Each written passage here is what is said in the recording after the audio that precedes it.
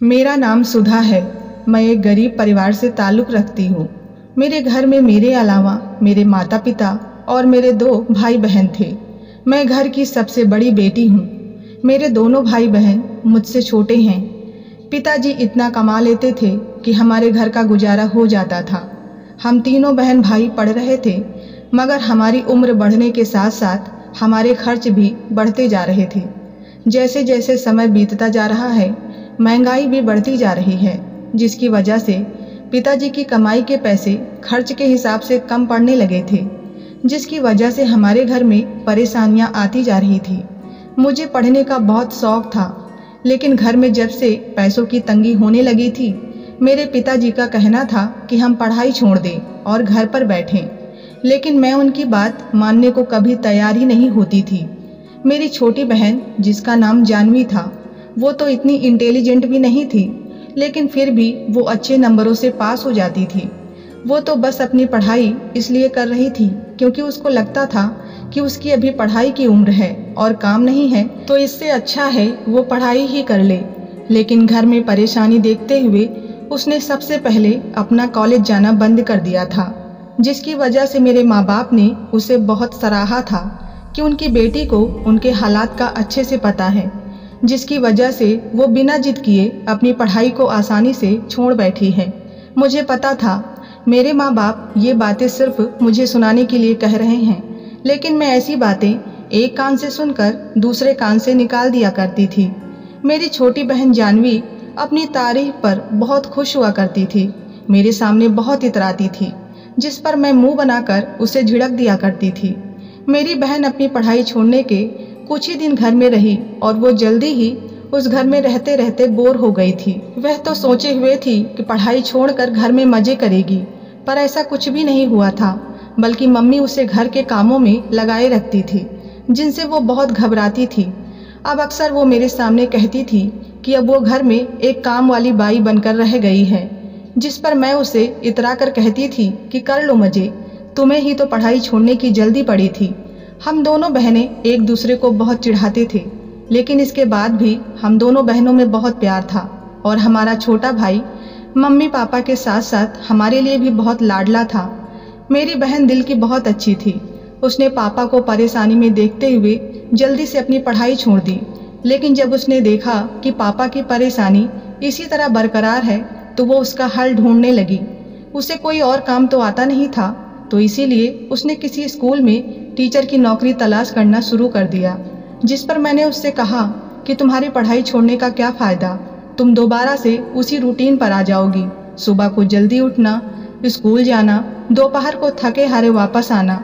मेरी बात पर उसने गहरी सांस भरते हुए कहा कि दीदी, आप कह तो ठीक रही हो, मुझे पढ़ने के लिए जाना भी इन्हीं कामों की वजह से मुश्किल लगता था।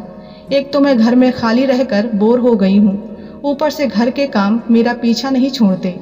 मुझे ये सारे काम करना बिल्कुल भी पसंद नहीं है, लेकिन मैं पापा के लिए उनके घर की कमाई में हाथ बटाना चाहती थी, ताकि मेरे कुछ कमाने से उनका फ़ायदा हो। मेरी बहन अपने माँ बाप को मुश्किल में नहीं देख सकती थी। अपनी छोटी बहन की इतनी प्यारी बातें सुनकर मैंने उसे सराहा था कि वो मुझसे छोटी होने के बावजूद भी कितना अच्छा सोचती है, लेकिन ये सब तो सिर्फ कुछ ही पलों के लिए था। उसके बाद फिर से हम दोनों एक दूसरे के ऊपर कमेंट पास करने लगे और एक दूसरे को चिढ़ाने में मगन हो गए थे। जिस जगह मेरा घर था, उस जगह मोहल्ले के साथ एक नई कॉलोनी बन रही थी, और जो नए नए घर बन रहे थे वो बहुत बड़े बड़े और खूबसूरत थे, जिनको देखते ही आंखों में खुद ब खुद उनको पाने की हसरत जाग जाती थी। देखते ही देखते वहाँ कुछ ही दिनों में ही नए घरों की तादाद बढ़ने लगी। हम सभी की नज़रें उन घरों और उन घर में रहने वाले लोगों पर रहती थी। उस कॉलोनी में बहुत अच्छी क्वालिटी का काम हो रहा था। वहाँ एक अस्पताल और एक प्राइवेट स्कूल भी बन रहा था। मेरी बहन यही काम करने का सोच रही थी। वो इंटरव्यू देकर आ गई थी, अब बस उसे अपने बुलावे का इंतज़ार था। उसकी पढ़ाई देखने के बाद स्कूल वालों ने उसे काफ़ी अच्छी सैलरी देने का ऑफ़र दिया, जिस पर मेरी बहन बहुत खुश हो गई थी। उसके खुश होने पर पहले तो मैं उसको चिढ़ाने लगी, स्कूल वाले पागल हो गए हैं क्या, जो काबिलियत देखे बगैर ही इतनी अच्छी सैलरी ऑफर करी है। मगर फिर मैं उसके चमकते चेहरे को देखकर चुप हो गई और उसे मुबारकबाद देने लगी। मम्मी पापा एक बार फिर मेरी छोटी बहन से ज़्यादा खुश हो गए थे। उसकी बहुत ज़्यादा तारीफ भी करने लगे, जिस पर वो मुझे चिढ़ाते हुए कहती कि देखो मेरी घर में कितनी वैल्यू है, सब लोग मेरी कितनी तारीफ करते हैं और मैं बस उसको आंखें दिखाती रह जाती। इसी तरह लड़ते झगड़ते मेरी बहन, जो मुझे कुछ गैर जिम्मेदार सी लगती थी, आज वो अपनी टीचर की सीट को बहुत अच्छे तरीके से संभाल रही थी। हर कोई उसकी तारीफ करता था। उसे मिलने वाली हर महीने की सैलरी से घर के हालात पर काफ़ी अच्छा असर पड़ा था, क्योंकि उसकी सैलरी अच्छी खासी थी। जिस स्कूल में वो नौकरी कर रही थी वहाँ मर्द और औरतें दोनों ही जॉब किया करते थे, जिस वजह से उसकी सबसे काफ़ी अच्छी बोलचाल थी। शुरू में तो सब कुछ ठीक रहा।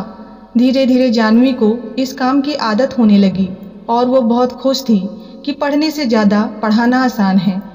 वो अपनी सारी सैलरी पापा के हाथ में लाकर देती थी, तो जैसे पापा का सीना गर्व से चौड़ा हो जाता। सब अपनी अपनी ज़िंदगी में मस्त थे। तभी उन्हीं दिनों मुझे अपनी छोटी बहन कुछ परेशान सी लगने लगी। जब कुछ दिनों तक मैंने उसके चेहरे पर परेशानी देखी तो मैंने उससे इसकी वजह पूछ ही ली, जिस पर वो पहले तो मुझे कुछ भी बताने से हिचकिचाती रही, लेकिन फिर मेरी ज़्यादा ज़बरदस्ती करने पर उसने मुझे बता ही दिया। उसकी आवाज़ भी मुझे परेशानी भरी लग रही थी। वो थोड़ी हिचकिचाहट का शिकार थी। उसने बताया कि उसके साथ जो लड़के काम करते हैं वो उन्हीं से परेशान हैं। वो उसे कुछ अच्छी आदत के नहीं लगते थे। वो उनकी मौजूदगी में खुद को बहुत बेचैन महसूस करती है। ये सब कहने के साथ ही वो ये भी कहने लगी कि पता नहीं ऐसा कुछ है भी या नहीं, या फिर वो ये सब कुछ ज़्यादा ही सोच रही है, यानी वो कंफ्यूज हो रही थी। मैंने उससे कहा कि वो ज़्यादा परेशान ना हो। अगर उसे उन सब से ज़्यादा ही परेशानी हो रही है तो वो ये नौकरी छोड़ सकती है और किसी दूसरे स्कूल में नौकरी ढूंढ ले। ऐसे अपने दिमाग पर ज़्यादा जोर न डाले और इस बात को अपने दिल से न लगाए। मैं हर तरीके से उसे समझाने की कोशिश की और उसे तसल्ली दी, जिस पर उसने एक गहरी सांस भरी और उसने सर हिला दिया कि वो ऐसा ही करेगी। लेकिन उसका कुछ करने से पहले ही जो कुछ हुआ वो तो हमें बेमौत ही मार गया। उस हादसे ने जैसे मुझे पछतावे के दलदल में ही धकेल दिया था। मेरी बहन ने नौकरी छोड़ने से पहले घर में मम्मी पापा से बात की थी, जिस पर मम्मी पापा बहुत परेशान हो गए और उससे नौकरी छोड़ने की वजह पूछने लगे। लेकिन जानवी मम्मी पापा को वो नहीं बता पाई जो उसने मुझे कहा था। उसने जब मम्मी पापा से नौकरी छोड़ने की ज़्यादा जिद की तो उन लोगों ने कहा कि ठीक है, जैसा तुम्हारा दिल करे वैसा ही करो, उन्हें कोई परेशानी नहीं है। मेरी बहन नौकरी छोड़ने ही वाली थी कि पापा की तबीयत बहुत ज़्यादा ख़राब हो गई और वो सब काम छोड़कर घर में ही रहने लगे। अब घर का सहारा सिर्फ मेरी छोटी बहन ही थी, जिसकी वजह से उसने स्कूल छोड़ने के इरादे को मन से हटा लिया और यही उसकी सबसे बड़ी गलती थी। और उसका दिल जिस वजह से डरा रहता था वो सब कुछ सच साबित हुआ। वो अपनी इज्जत गंवा बैठी। उसके साथ स्कूल में ही किसी ने रेप किया, जिसकी वजह से वो लगभग पागल ही हो गई थी। जिस दिन उसके साथ ये सब कुछ हुआ उस दिन वो घर वापस नहीं लौटी और मेरे दिल को एक अजीब सा धक्का लगा। मैंने पापा से कहा तो उन्होंने कहा कि आ जाएगी, थोड़ी देर सवेर तो हो ही जाती है, किसी काम में लग गई होगी। लेकिन मुझे लगा कि अब ज़्यादा ही देर हो चुकी है, तो मैंने अपने छोटे भाई को साथ लिया और उसके साथ स्कूल की तरफ चली गई। मुझे मम्मी और पापा पर नाराज़गी भी हुई कि वो दोनों ज़्यादा ही लापरवाही से काम ले रहे थे। स्कूल पहुँचे तो वहाँ सिर्फ गेट पर गार्ड बैठा हुआ था, बाकी पूरा स्कूल खाली हो चुका था। उसे मेरी बहन के बारे में कुछ पता नहीं था। मैंने गार्ड से स्कूल के अंदर जाने की इजाज़त ली और अंदर जाकर सारा स्कूल छान मारा। एक जगह मुझे वो सिसकती हुई मिल ही गई। उसकी हालत देखते ही मेरी आंखें फटी की फटी रह गई। मैंने जल्दी से उसे उसके पास पड़ी एक चादर से ढक दिया। उसकी हालत बहुत ख़राब हो रही थी, मेरे होश हवास उड़ चुके थे। मैंने जल्दी से पापा को फ़ोन करके उन्हें स्कूल आने को कहा, जिससे वो भी घबरा कर जल्दी से स्कूल आ गए। हम लोग जैसे तैसे करके उसे अस्पताल ले गए। अस्पताल आकर हमें बहुत सी परेशानियों का सामना करना पड़ा। मेरी बहन अपने साथ हुए इस हादसे को कबूल नहीं कर पा रही थी। वो तो एक जिंदा लाश की तरह हो गई थी। हम सब घर वालों का भी बहुत बुरा हाल था। सभी जैसे एक दूसरे से नज़रें चुराए बहुत बेबस हाल में थे। हमने इस बात की खबर किसी को नहीं होने दी थी, मगर ऐसी खबरें तो छुपी नहीं रहती। हमारे लाख ना चाहने के बावजूद भी लोगों को धीरे धीरे सब कुछ पता चलता गया। हम जाह्नवी को अस्पताल से घर तो ले आए थे, लेकिन उसकी हालत बहुत ख़राब थी। वो तो जैसे पागल ही हो गई थी, किसी को भी अपने पास नहीं आने देती थी। कोई उसके कमरे में भी जाता था तो वो उस पर चिल्लाने लगती थी।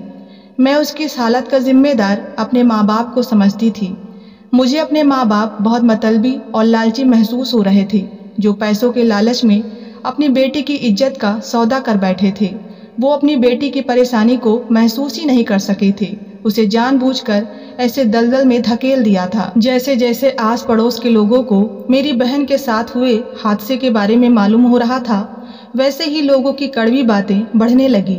हम किसी से नज़र तक मिलाने के काबिल नहीं रहे थे, बल्कि हम तो घर से बाहर तक निकलने के काबिल नहीं रहे थे। मम्मी पापा तो अपनी बेटी की ये हालत देखकर बहुत गुमसुम रहने लगे थे। पापा ने खुद के ठीक होने के बावजूद भी घर से बाहर निकलना बंद कर दिया था। वो कहीं जाकर कोई भी काम करने को तैयार नहीं थे, जिससे धीरे धीरे घर में भूखों मरने की नौबत आने लगी। दूसरी तरफ मेरी बहन का इलाज भी चल रहा था, क्योंकि वो हर वक्त अपने आप को किसी न किसी बहाने से मारने को तैयार रहती थी। कोई उसके पास रुक कर भी उसकी देखभाल नहीं कर सकता था, क्योंकि उसे किसी की मौजूदगी बर्दाश्त नहीं थी और सबको मारने को दौड़ती थी। इसीलिए उसे हर वक्त नींद में ही रखने की कोशिश की जाती थी। अपनी बहन की हालत देखकर मैं खून के आंसू रोती थी।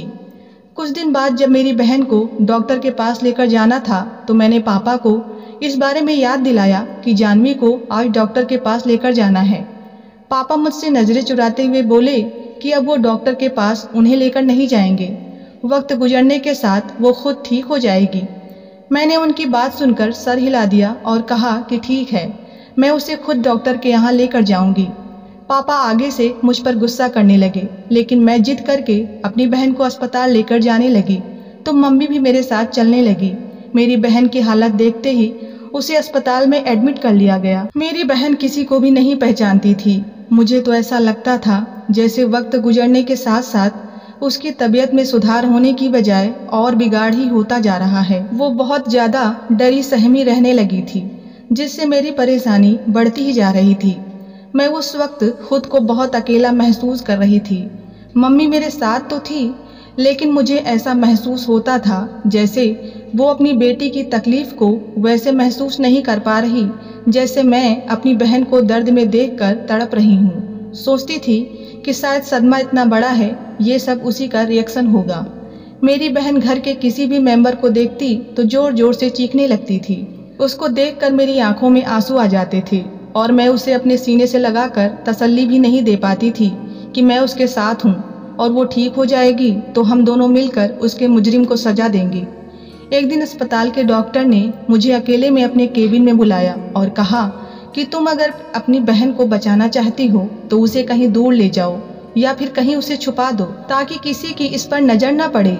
इसे अपने घर वालों से दूर रखो, वरना एक दिन ये मर जाएगी। मैं डॉक्टर की बातें सुनकर हैरान और परेशान सी हो गई कि वो ये सब क्या कह रहे हैं। फिर मैंने ये सोचकर अपने दिल को तसल्ली दी कि शायद डॉक्टर मेरे माँ बाप के व्यवहार को देखकर ये सब कह रहे होंगे। हम ज़्यादा दिन हॉस्पिटल में भी नहीं रुक सकते थे। एक दिन हॉस्पिटल की छुट्टी होने से पहले मम्मी ने मुझसे कहा कि अब वो इस तरह से उसे घर ले जाने के लिए तैयार नहीं है। मम्मी ने मुझसे कहा कि अब वो थक चुकी हैं सबको ये बताते बताते कि उनकी बेटी अब मर गई है। अब वो और ज़्यादा लोगों की बातें बर्दाश्त नहीं कर सकती। मम्मी की इस बात से मेरा दिल तो बहुत दुखा था, लेकिन मैं इस मामले को दबा देना चाहती थी। इसीलिए दिल पर पत्थर रखकर मैंने मम्मी की बात मान ली। उसके बाद हमने सोचा था कि रात को हम जाह्नवी को घर ले जाएंगे और हमने वही किया। अपने प्लान के मुताबिक हम रात के अंधेरे में जाह्नवी को घर ले गए, जिससे किसी को कुछ पता नहीं चला। जब घर में भूखे रहने की नौबत आ गई और पापा ने इस तरफ बिल्कुल भी ध्यान नहीं दिया, तो मैंने कहा कि मैं कोई काम कर लेती हूँ, जिसकी वजह से पापा ने मुझे सख्ती से मना कर दिया और दूसरे दिन खुद काम पर जाने लगे। और दूसरी तरफ मेरी बहन को कमरे में बंद कर दिया गया था और कोई भी उसके पास नहीं जाता था। मुझे लगता था कि हमने जो झूठी खबर लोगों को दी है एक दिन वो सच साबित हो जाएगी, क्योंकि जानवी को बाहर के माहौल से बहुत डर लगने लगा था। सब कुछ बहुत अजीब सा लगता था। मेरे मम्मी पापा भी मुझे पराये से लगने लगे थे। मैं खुद को बहुत अकेला महसूस करने लगी थी और मुझे लगता था कि मैं भी एक दिन धीरे धीरे पागल हो जाऊंगी। घर वालों का व्यवहार भी मेरे साथ बहुत अजीब सा हो गया था। मैं अपनी परवरिश में एक बेचैनी सी महसूस करती थी। मुझे अपने ही माँ बाप से डर लगने लगा था। मुझे ऐसा लगने लगा जैसे मैं किसी बड़ी बीमारी का शिकार हो गई हूँ। मम्मी पापा से तो कहने को कुछ भी दिल नहीं करता था, क्योंकि मैं उनसे कोई बात नहीं किया करती थी। सभी अपने अपने हिसाब से अपनी ज़िंदगी गुजार रहे थे। इसके बावजूद भी मम्मी मुझे जानवी के पास नहीं जाने देती थी। बस यही कहती कि वो तुम्हें कोई नुकसान न पहुंचा दे। उसे खाना पीना भी मम्मी ही दिया करती थी। मुझे ऐसा लगता था जैसे मेरी बहन का बाहरी दुनिया से ताल्लुक़ ख़त्म हो चुका था। इस बार मैंने किसी के कहे बगैर ही अपनी पढ़ाई छोड़ दी थी और अब मैं भी अपने इस फैसले से पछता रही थी, क्योंकि घर में मेरा वक्त नहीं गुजरता था। मुझे लगता था कि जैसे मैं डिप्रेशन का शिकार हो रही हूँ। अपनी हालत से घबराते हुए मैंने अपने मम्मी पापा से बात की कि मैं अब दोबारा अपनी पढ़ाई शुरू करना चाहती हूँ। मेरी ये बात सुनकर मेरे मम्मी पापा बहुत परेशान हो गए थे। मेरी बहन जिस स्कूल में पढ़ाती थी, उस स्कूल के स्टाफ ने तो ऐसी खामोशी इख्तियार कर ली थी कि जैसे उनको कुछ पता ही ना हो। उन्होंने तो ये भी नहीं सोचा था कि आखिर मेरी बहन स्कूल में पढ़ाने क्यों नहीं जा रही। उन्होंने उसकी कोई भी खबर लेने की कोशिश तक नहीं की। मैंने पापा से कहा कि पापा, हमें उस स्कूल और उस स्कूल के टीचर्स पर केस करना चाहिए। पापा ने मुझे गुस्से से डांटते हुए कहा कि अपनी जुबान बंद रखो और ये भी कहा कि मैं उनकी ज़िंदगी की मुश्किलों को और ज़्यादा ना बढ़ाऊं। मुझे ऐसा लगने लगा था जैसे वो मेरी छोटी बहन से तो नफरत करने ही लगे हैं, लेकिन साथ साथ मुझसे भी करने लगे हैं। हालांकि जानवी के साथ हुए हादसे में जानवी का कोई कसूर नहीं था, बल्कि वह तो बेचारी अब भी बहुत तकलीफ से जूझ रही थी। उसे हर तरफ से ताने और कड़वी बातें ही सुनने को मिल रही थी, जिन्हें अब वो समझ नहीं सकती थी, क्योंकि उस हादसे के बाद से वो पागल हो गई थी। मेरी तबीयत कुछ दिनों से काफ़ी ख़राब रहने लगी थी, जिसकी वजह से मम्मी मेरा सर दबाती रहती थी। मैं खुश हो गई थी कि उन्हें अभी भी मेरा ख्याल है और उनके दिल में मेरे लिए प्यार अभी भी मौजूद है। मम्मी मेरे सर और पैर दबाती रहती और मैं सुकून से सो जाती। लेकिन जैसे ही दूसरे दिन सुबह को उठती तो मम्मी मुझे एक गोली खिला दिया करती थी और यही कहती कि इस गोली को खाने से मेरी तबीयत बिल्कुल ठीक हो जाएगी। ऐसे ही काफ़ी दिन गुजर गए, लेकिन मेरी तबीयत में कोई सुधार नहीं आ रहा था, बल्कि मेरी तबीयत दिन ब दिन बिगड़ती जा रही थी और बस मैं सोती ही रहती थी। अपनी हालत से मैं खुद ही परेशान हो गई थी। वैसे तो मुझे कोई बीमारी नहीं थी, लेकिन जब जागती थी तब भी मुझे ऐसा ही लगता था कि जैसे मैं नींद में हूँ। इस बात से बहुत तंग आ गई थी। मुझे ऐसा लगता था जैसे कुछ बुरा होने वाला है या फिर कुछ बुरा हो गया है, मगर मैं अपनी तबीयत की सुस्ती की वजह से ज़्यादा कुछ सोच नहीं पाती थी। मैं अपने दिमाग पर काफ़ी जोर डालने की कोशिश करती थी, लेकिन फिर भी मैं इस कोशिश में नाकाम रहती थी। बस सारा दिन अपने कमरे में पड़े पड़े ही दिन गुजार दिया करती थी। अगर मैं कुछ करने की कोशिश भी किया करती तो मम्मी पापा मुझे कुछ करने नहीं देते थे। कहते कि तुम अपने कमरे में आराम करो, तुम्हें कुछ करने की ज़रूरत नहीं है, तुम बीमार हो, बस आराम करो। जिससे मेरा दिमाग खटकने लगा कि कुछ तो गड़बड़ ज़रूर है जो मेरी समझ से बाहर है। ज़रूर दाल में कुछ काला था जो मुझे नज़र नहीं आ रहा था। इसके बाद मैंने उस वक्त का इंतज़ार किया जब मम्मी पापा की नज़र मुझसे हटी। मैंने जैसे तैसे कुछ कैमरों का इंतज़ाम कर लिया था और मम्मी पापा की नज़रों से बचकर मैंने एक कैमरा मम्मी पापा के कमरे में और दूसरा अपने कमरे में लगा दिया। उनका रवैया तो मुझे कब से खटक रहा था। अब तो बस मुझे सच जानने का इंतज़ार था। मैं देखना चाह रही थी कि आखिर मेरे सोने के बाद ये लोग क्या करते हैं। पता नहीं ये कैसा वक्त आ गया था कि मुझे अपने मम्मी पापा के ऊपर ही भरोसा नहीं रहा था। लेकिन मैं ये अपने दिल में सोचती थी कि जैसा मैं सोच रही हूँ, जैसा महसूस कर रही हूँ, वैसा कुछ ना हो तो अच्छा ही है। काश ये सब मेरा वहम हो और ये वहम ही रह जाए, मगर ऐसा कुछ भी नहीं हुआ। कैमरे में वो सब कुछ रिकॉर्ड हो गया जैसा मेरे माँ बाप कर रहे थे, और साथ ही उनकी बातें भी जो वो किया करते थे, जिससे मेरा दिल फटने लगा। मेरे पैरों तले ज़मीन निकल गई। मुझे ऐसा लगा जैसे मैं मरने वाली हूँ। मेरा शरीर डर की वजह से कांप रहा था। मेरे अपने माँ बाप ने मेरी छोटी बहन को जहर देकर मार दिया था और मुझे एक ही घर में रहते हुए इस बारे में पता भी नहीं चला। मैं बिल्कुल अनजान रही।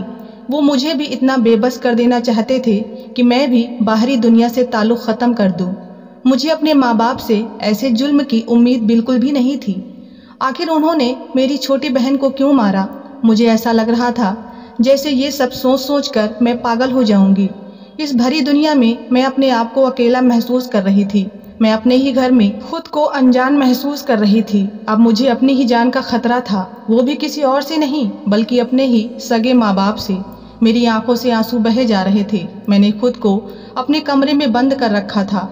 मुझे तो लगा था कि वो लोग शर्मिंदा होंगे, लेकिन उन्होंने तो बड़े आराम से अपना गुनाह कबूल कर लिया कि वो सच में ये सब कुछ कर चुके हैं। फिर मैंने रोते हुए उन दोनों से इन सब की वजह पूछी। उन्होंने बहुत ही गुस्से में जवाब दिया कि उनकी बेटी के साथ जो कुछ हुआ था उससे वो इस दुनिया में किसी को मुंह दिखाने के लायक नहीं रहे थे।